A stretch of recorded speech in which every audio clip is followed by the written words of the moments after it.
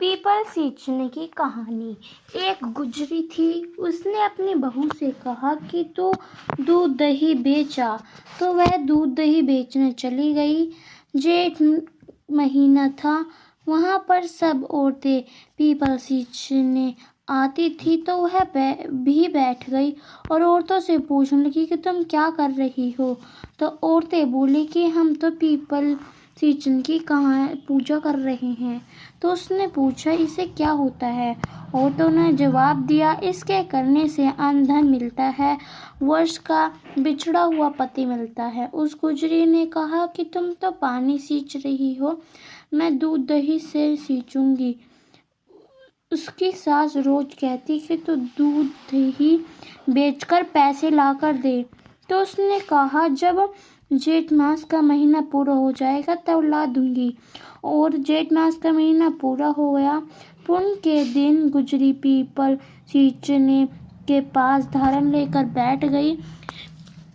People ने पूछा कि तू यह क्या क्यों कर रही, यहाँ क्यों बैठी है। उसने कहा, मेरी सास दूध दही के पैसे मांगेगी। तो पीपल ने कहा, मेरे पास पैसे नहीं हैं, यह पत्थर डंडे पान पत्ते पड़े हैं, वह ले जा और गुल्लक में रख देना। जब सास ने पूछा, पैसे लाई है। तो गुजरी ने कहा, मैंने पैसे गुल्लक में रखे हैं।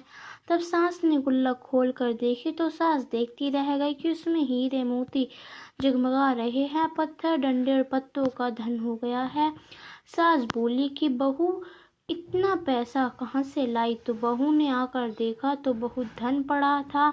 तब गुजरी ने कहा, सासू जी, मैंने तो 1 महीना दूध दही से पीपल की सींचा था और मैंने उससे धन मांगा तो उसने मुझे पत्थर डंडे दिए जो मैंने गुल्लक में रख दिए और वह हीरे मोती हो गए।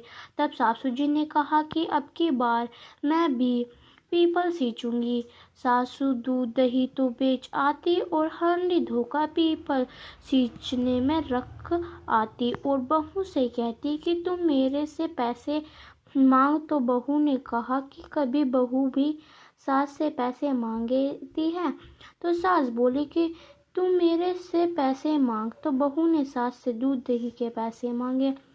तो सासू जी पीपल सींचने पर जाकर धारण लेकर बैठ गई और डंडे पत्ते पान बाटे उसे भी दिए और कहा, गुल्लक में जाके रख दिया। फिर बहू ने खोल कर देखा तो उसमें कीड़े मकोड़े चल रहे थे। गुजरी ने सास से कहा, यह क्या है। तो सास देखकर बोली कि पीपल सींचने ने तेरे को अन्न धन दिया और मुझे कीड़े मकोड़े दिए। तब सब बोले कि बहू तो सत्य से सींचती थी और सासू जी धन की भूख से सींचती थी, इसलिए हे पीपल ने जैसे बहू को दिया वैसे सबको देना और सासू जी को जैसे दिया वो वैसे किसी को मत देना। तो ये थी हमारी जेठ मास में पीपल सींचने की कहानी। आपको कैसे लगी हमें कमेंट कर ज़रूर बताएं।